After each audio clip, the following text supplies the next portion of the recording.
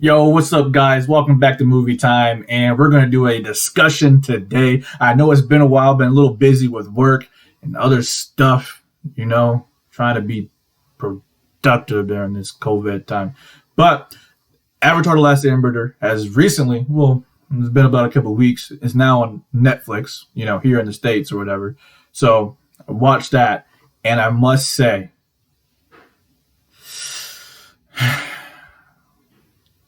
it's nice. Okay, so it's too short. It's too short. It should be longer. 4 seasons. 5. I don't know why they did 3. Well, I know you're probably gonna say, well, the books. The books, man. The books. You know what? I find some way. But at least they're being true, not like Game of Thrones. But okay. I know Netflix years back had a little teaser trailer of the Fire Nation climbing up the mountain to the Air Temple, right? Or Avatar: The Last Airbender series, right? Let's do it right. Okay, Netflix, let's do it right. But let's talk about there's nothing I didn't like. There's absolutely nothing I did not like. Everything I liked about it. It is perfect. It's perfect.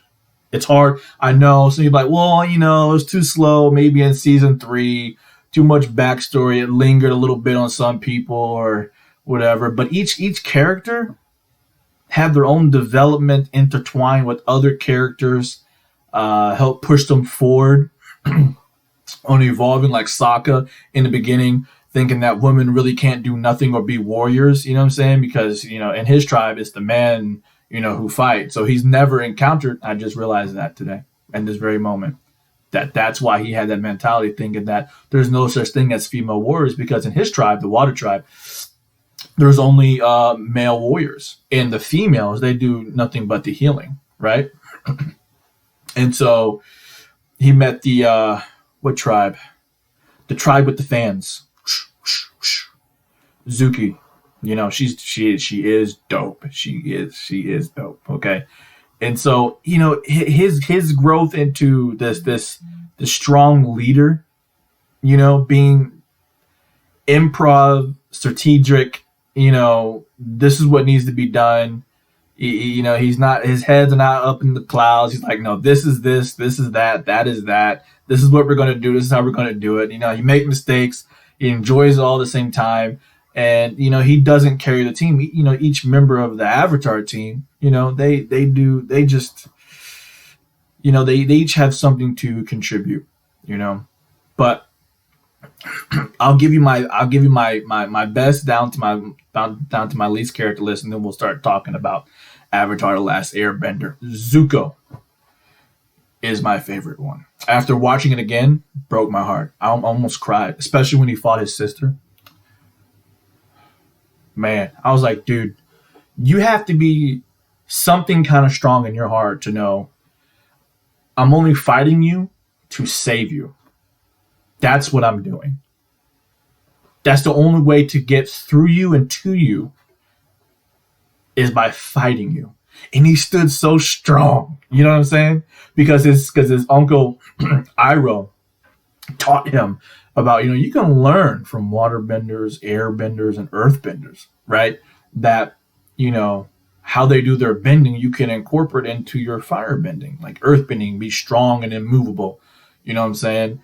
And have that mentality like an earthbender, or water, be flexible, adaptable, or whatever, and be fluid, and incorporate that into your fire bending, and airbending. I guess just, I don't know. I'm still trying to figure out what that is for airbenders. But leave it down in the comments down below if you know, on the same premise of what I'm trying to say to you guys. I'm talking about Avatar: The Last Airbender. I just want to watch it again with some popcorn. And I don't have my popcorn bowl. Remind me to bring that next time she misses you guys. Please, leave a comment down below to give her a name. No, not Sally.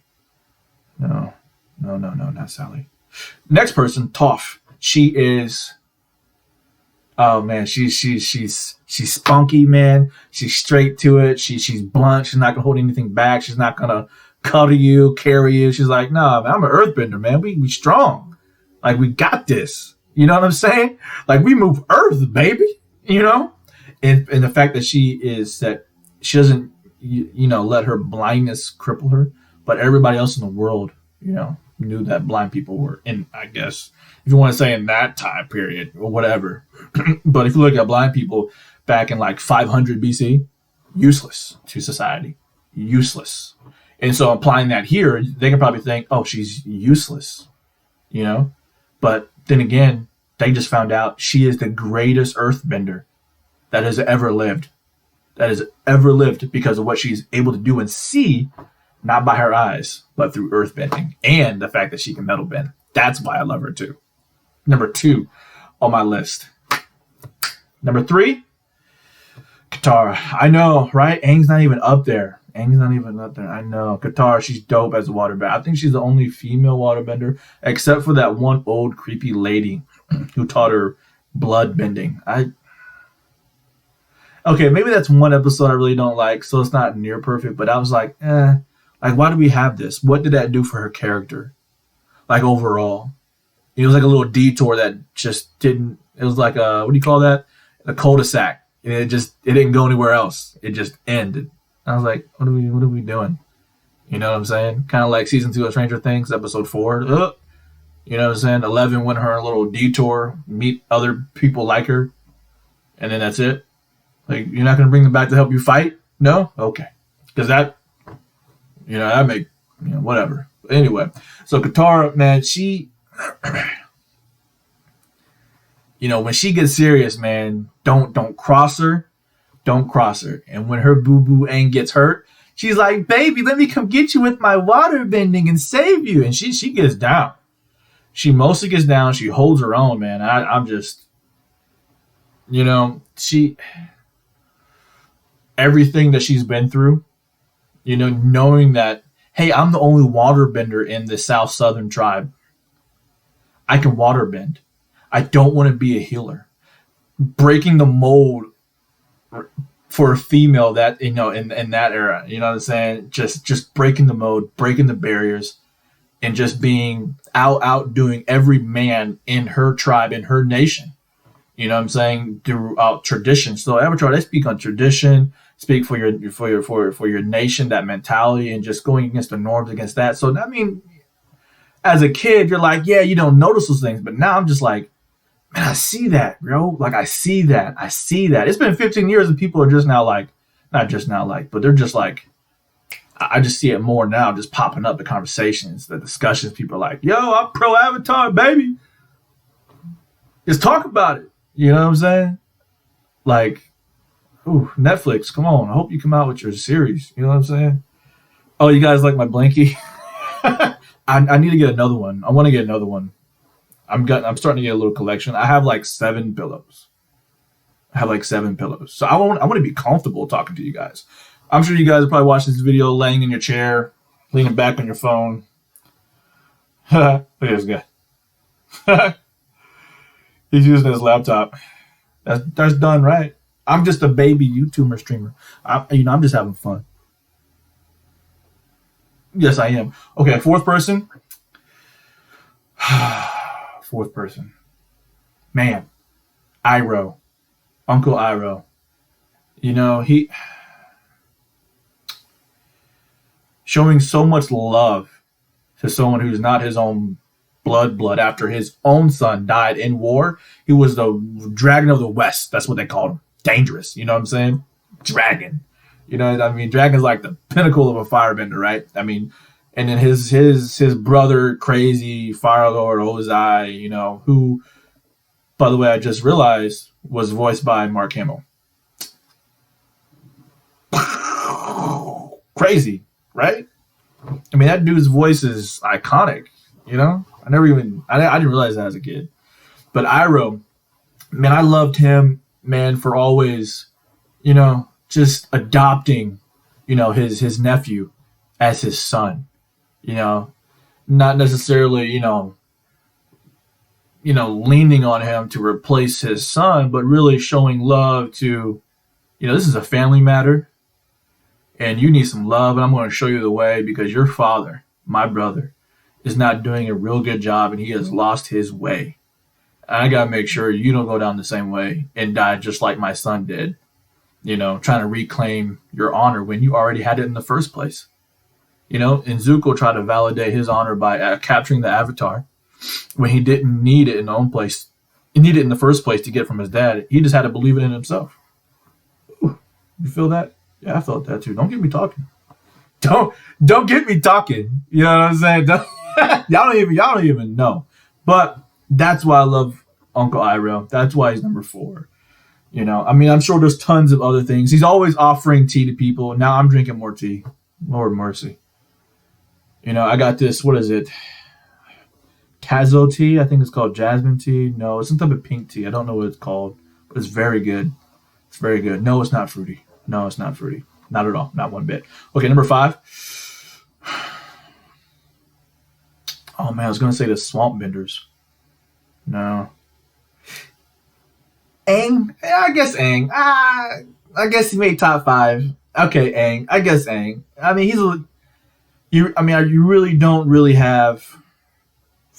For me, he's a kid with the whole weight on his shoulders. You know what I'm saying? And I'm not a kid no more, but I can relate. We've all been there, feeling the whole weight on our shoulders. Literally, he does have the whole world on his shoulders. Like, if you die again, bro, like,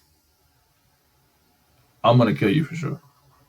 Just because you died. I want to make sure I'll bring you back and then I kill you. Because now we're left with this Fire Lord Ozai. You know what I'm saying? This crazy cuckoo person with his crazy cuckoo daughter. You know what? Maybe she might be number 5. She needs counseling. She needs counseling. Her mental descent. Azula and Zuko switch places as the season go on. She is stable and strong in the beginning. Zuko is all over the place in the beginning. But then they switch places towards the end. He's realizing his destiny, and she's realizing that she is ruined by fear and lust and greed, and she's paranoid by the end. She has a mental breakdown, right? She thinks everyone's out to get her, And the fact that, man, I know they're both young. They're like 14, 15, right? But then you're like out of that stage, right? Me and my, sibling, me and my younger brother used to fight. But not when we were 14, 15. Like, that's we have our own friends by then. And the way she treated her friends, she tried, whatever. She tried, but still, it's just like, man, you just gotta, listen. She deserves to be locked up and never awaken again. Never. She's cuckoo crazy. Like Cocoa Puffs crazy. And that's nothing to play around with. You know what I'm saying? So I don't know what happened to her. She didn't get enough attention from her mother. She didn't get enough discipline from her father. And so that goes to show, again, another thing that this show kind of touched on. You need both parents to show discipline and love and mercy and, all that good stuff. You know what I'm saying? So she's, all in all, this show, it tackles and covers different things. Now watching again, much older, like I'm 29, right? Just, it's totally different. It's totally different. So go watch it. Have a good time. That's my top 5. There's more. Aang, I have really nothing to say about Aang. He wants to be a kid. He lost 100 years. If I lost 100 years, I'd be thankful. I'd be like, whoo, let's get past this time period. Y'all know what I'm talking about. You know what I'm saying? 100 years later must be way better than this right now. You know what I'm saying? But please like, comment, subscribe, hit the little icon button for more.